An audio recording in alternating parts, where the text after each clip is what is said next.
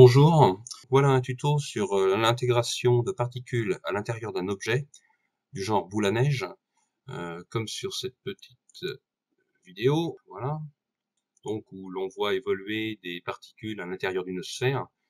Ces particules ont pour particularité de rebondir sur les parois internes de la sphère, qui est transparente. Voilà, c'est ce que nous allons tenter de réaliser ensemble.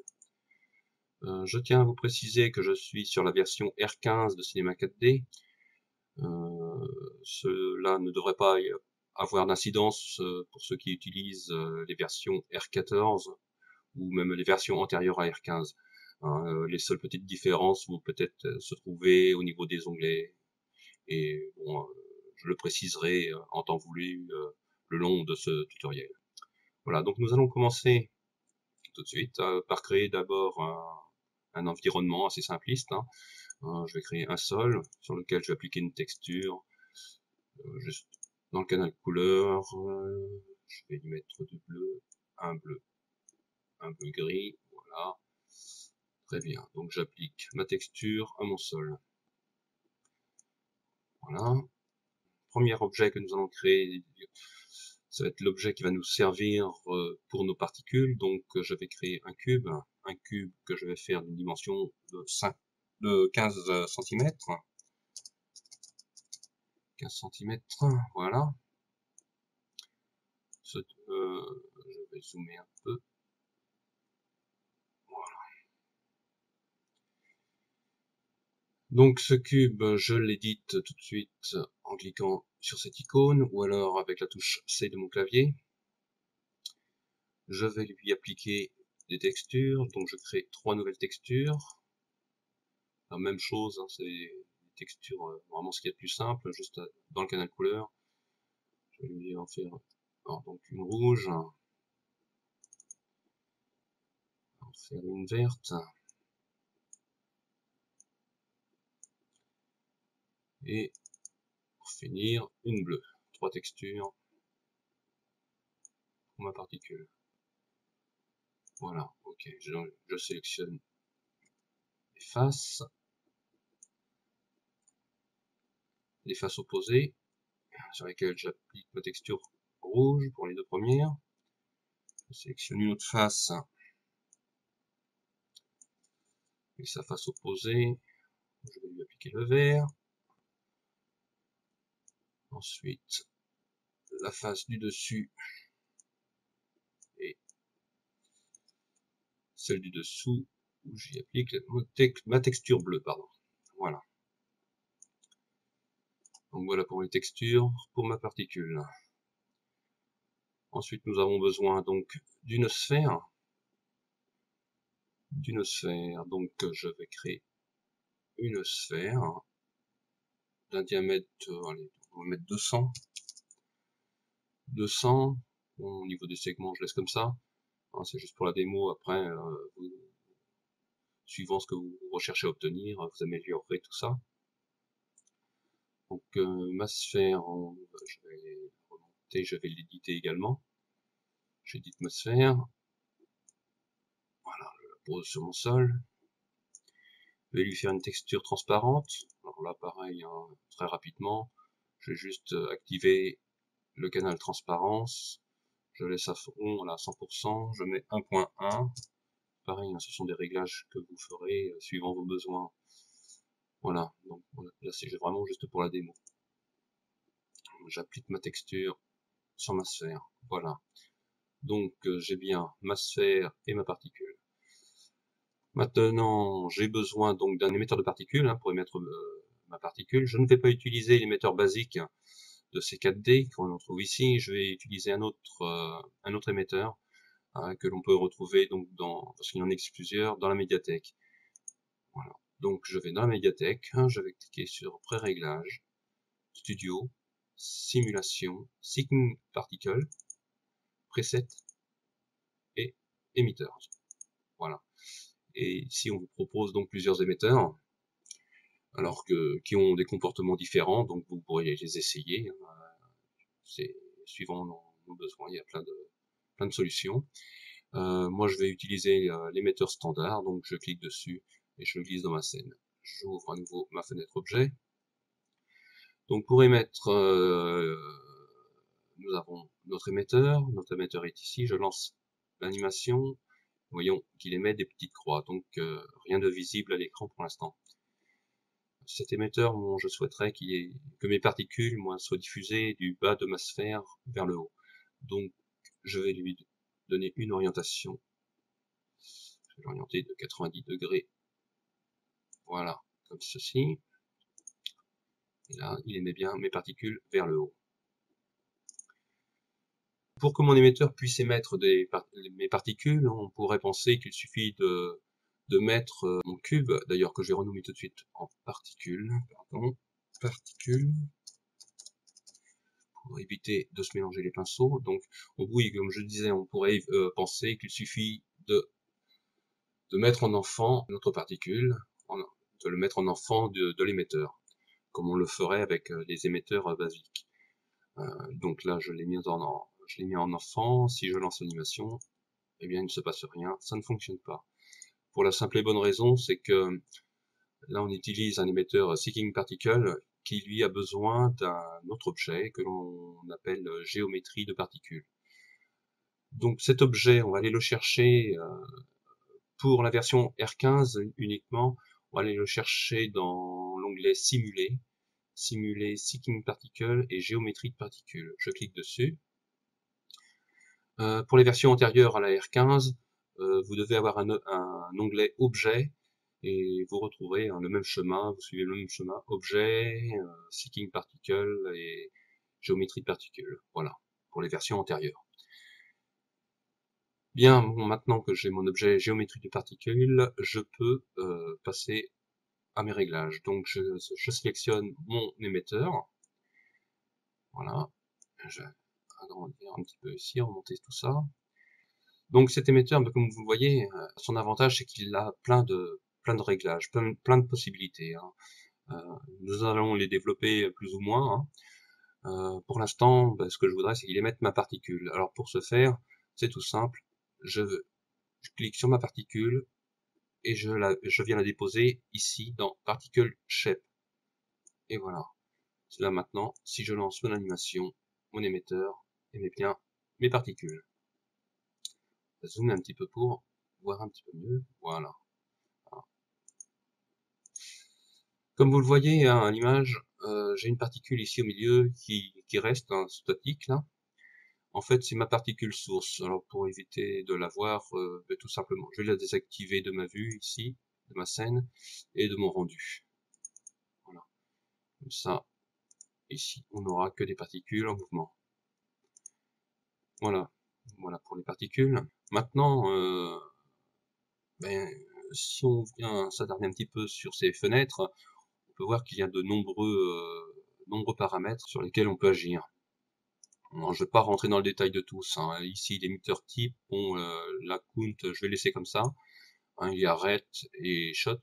Ce sont des diffuseurs différents. Bon, bref, vous pouvez faire les essais, voir ce qui vous convient le mieux. Particle number, eh bien tout simplement, c'est le nombre de particules. Donc là, je vais le réduire, je vais le mettre à 30 pour mieux voir l'évolution de mes particules. Spread angle, c'est l'angle que l'on va donner à la diffusion de nos particules. Donc là, je le laisse comme il est. Vous pourrez faire les essais. Le type, ici, c'est le type de mon émetteur qui est circulaire. Si je clique ici, j'ai le choix aussi avec un émetteur rectangulaire. Bon, là, je suis dans une sphère, je laisse mon émetteur circulaire. Size X, size Y, bien, c'est pour agir sur les dimensions de mon émetteur, donc en Y ou en X. Bon, là, moi, je le laisse à 100 cm. Ici, une petite case que l'on peut cocher. Donc là, je la coche pas pour voir la différence. Donc mon émetteur, là, il diffuse un petit peu aléatoirement mes particules. Si je coche donc cette petite case là, aligne, voilà, si je reviens, on va voir que la diffusion est beaucoup plus rectiligne. Voilà. Bon. Il y a une petite différence. Moi, là, je la décoche. Speed, eh bien, c'est tout simplement la vitesse. La vitesse à laquelle vont évoluer mes particules. Bon, là, 1000, ça va un petit peu vite pour mon goût. Je vais réduire à 500. Voilà. Hop là, je perds en anglais. Speed variation, c'est pour donner un effet de vitesse différent à chacune des particules. Donc là, si je le mets à fond, eh bien, nous allons voir certaines particules aller plus vite que d'autres, hein, tout simplement. Voilà, les particules évoluent plus vite que d'autres. Voilà pour ça. Life, eh bien, c'est la durée de vie de mes particules. Là, je suis à 25 images. Mon animation dure 75 images. Bon, je vais mettre la même durée, donc 75 images sur toute la durée de mon animation. Life variation, eh bien c'est la même chose que pour la vitesse, hein, ça va donner une variation sur la durée de vie des différentes particules. Le spin, alors c'est un onglet assez intéressant, c'est un onglet sur lequel on peut agir sur les différents axes de nos particules. Alors, pour voir ce que ça donne, on va tout de suite faire un essai. Je vais donner un axe de 45 degrés sur les trois axes. Donc ici 45, 45 et 45. Voilà. Pour que ça fonctionne, bien entendu, il faut qu'on augmente le spin. Hein. À 0, ça ne bouge pas. Plus on va augmenter, plus elles vont tourner sur elles-mêmes rapidement. Donc là, pour avoir un effet maximum, je vais le mettre à fond, quoi, tout simplement. On va lancer l'animation. Voilà. Et vous voyez les particules tourner sur elles-mêmes, sur les trois axes. Spin variation, et bien c'est pareil. Elles vont évoluer différemment. Hein. Si je mets à fond, on va mettre à 100%, voir la différence. Voilà. Il y en a qui tournent plus vite que d'autres, tout simplement. Donc à vous de faire vos réglages, hein, nombreuses sont les possibilités. Le random, je sais pas trop ce que c'est, bon, j'ai pas fait l'essai, à vous de voir. Advanced, oh là, excusez-moi en anglais, hein, c'est pareil, j'ai pas essayé, à vous de voir. Vous faites les essais, comme je le répète, non, il y a de nombreuses possibilités d'animation de particules. Bien, bon, maintenant que j'ai tous mes éléments, mes particules, ma sphère, mon émetteur, et bien, quand je lance mon animation, mon souci est que mes particules traversent ma sphère. Donc, alors que moi, je souhaite que mes particules restent à l'intérieur et rebondissent sur les parois intérieures de ma sphère. Donc, pour ce faire, c'est pas très compliqué. On va donc sur notre émetteur, on va sur le petit onglet à côté, le petit icône là, des petits points bleus, on va double-cliquer dessus. Ce qui nous ouvre une fenêtre Expresso, que j'agrandis. Alors là, il y a pas mal de monde. Hein. Je vais pas vous expliquer tout le fonctionnement de Expresso, parce que tout d'abord j'en suis incapable, tout simplement. Nous on va juste lui rajouter 2-3 petits modules pour obtenir l'effet souhaité. Hein. C'est la seule façon que j'ai trouvé pour obtenir cet effet de rebond sur les faces intérieures de ma sphère. Donc cette fenêtre, eh bien, on peut bouger dans cette scène avec ces deux petits icônes ici, avec les flèches. Donc voilà. Donc on va essayer de se trouver une petite place vierge. Je vais zoomer un petit peu à l'intérieur. Voilà. Voilà, on va se prendre un petit peu de place ici. Hein. Voilà, comme ça. Et là, on va faire un clic droit, nouveau nœud de connexion, Seeking Particle, TP Initiateur, PPass. Et je clique sur PPass. Voilà, ça m'ouvre un petit module. À nouveau, je fais un nouveau clic droit, nouveau nœud de connexion, Seeking Particles et TP Dynamique. Et je vais prendre un P Répulsion Rebond. Voilà. Un nouveau clic droit, nouveau nœud de connexion, Seeking Particle, TP Dynamique et un P Déviation. Voilà. Donc voici nos trois petits modules qui vont nous permettre la réalisation de notre effet. Donc là, je vais cliquer sur le petit cercle ici, que je vais relier à mon PPass. Voilà, je lâche ma souris ici. Et même chose pour mon P Déviation que je connecte à mon PPass. Mon P Déviation ici, il est vide. C'est lui qui va permettre à mes particules de rebondir sur ma sphère. Donc il faut que je lui donne un objet sur lequel mes particules vont rebondir, quoi, en gros. Pour ce faire, c'est pas compliqué. Il suffit d'aller chercher une autre sphère, de cliquer dessus et de la faire glisser à l'intérieur de notre P déviation. Et je relâche, et voilà. Je garde mon P déviation actif pour avoir toute ma fenêtre paramètres. là je referme ma fenêtre pour l'instant, et dans nos paramètres ici, eh bien, nous avons plein de choses sur lesquelles nous allons pouvoir agir aussi. Donc ici l'objet, eh bien c'est notre sphère. Le type de déflecteur, alors ici, bon, c'est une boîte. Moi, on peut choisir plusieurs, enfin différents déflecteurs. Moi, je vais choisir la sphère. Voilà. Donc ici, on a eu la sphère qui s'est affichée. Je vais lui donner un rayon légèrement inférieur à ma sphère. Hein, je vais mettre à peu près 180 de rayon. Voilà. Le type de collision, eh bien, si je laisse comme ça en avant, ça veut dire que mes particules vont rebondir sur ma sphère, à l'extérieur de ma sphère. Alors pour cela, il faudra que mon émetteur soit à l'extérieur. Moi, l'effet recherché, c'est que je souhaite moi que mes particules rebondissent à l'intérieur de ma sphère. Donc ici, je vais choisir arrière. Hein, on peut mettre, il y a aussi l'option avant et arrière. Je choisis donc arrière. Voilà. Pour le reste, je ne touche à rien. Et là, maintenant, si je lance mon animation, voilà. Donc on voit bien les particules rebondir à l'intérieur de ma sphère. Si toutefois vous voyez des particules un peu ressortir de la sphère, ceci serait dû au rayon de votre déflecteur qui serait un peu trop important. Il suffit alors à ce moment-là de le diminuer un petit peu. Mais là, ça me convient pas mal. Donc voilà, hein, on vient d'obtenir le résultat de ce qu'on souhaitait obtenir. Maintenant, pour compliquer un petit peu la chose, je voudrais y rajouter un petit plus. Hein, je voudrais que mes particules rebondissent sur un objet que je vais insérer à l'intérieur de ma sphère. Donc rien de plus simple, on va le faire tout de suite. On va créer un cube. Un cube que je vais remonter tout de suite, auquel je vais donner une dimension un peu plus petite, 1,50 m. 50. Voilà, 50 pour le cube. On va le mettre un petit peu plus haut. Pour qu'il partage. Voilà. Mon cube est un petit peu trop haut là. Voilà, à l'intérieur de ma sphère. Donc là, j'ai mon cube, je l'édite également. Hop, ici. Et si je lance donc mon animation, je vais désactiver ma sphère. Voilà, pour mieux voir ce qu'il se passe.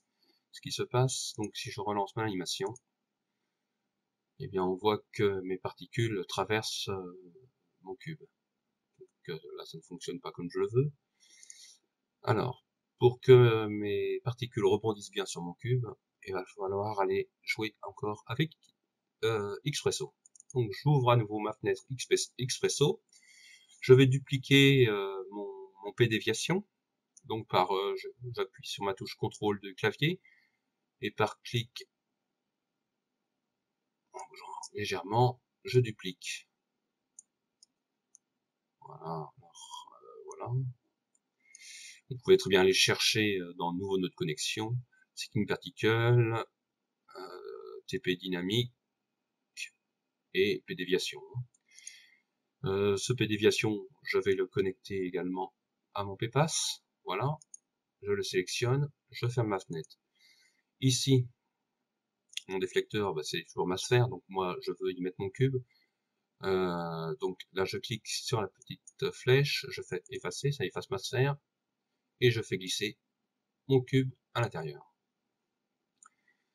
Le déflecteur, eh bien là ce ne sera pas une sphère, hein, on va lui mettre un objet. Non, ça fonctionne pas, vous pouvez faire l'essai, vous allez voir, le rendu sera pas terrible. On va plutôt lui mettre une boîte parce que l'avantage de la boîte c'est qu'on peut la redimensionner. Donc ma boîte, moi, mon cube fait 50 par 50. Ma boîte, je vais la faire légèrement plus grande, je vais la faire à 70 pour qu'elle couvre bien tout mon cube. Voilà, 70. Mon type de collision, donc là, je suis sur arrière. Moi, je souhaite qu'il vienne sur l'extérieur, donc sur l'avant. Voilà. Et maintenant, si je lance mon animation, eh bien mes particules Alors, on voit qu'elle rentre un petit peu dans mon cube. Alors, on va agrandir pour ça. On va agrandir un peu la boîte. On va la passer à 75, voire 80. 80. Voilà. Je relance mon animation. Vous voyez, c'est beaucoup mieux, mais bon, ça demanderait, la boîte demanderait à être augmentée un petit peu encore en dimension. On peut mettre 90 peut-être. Hop, non, 90. Voilà.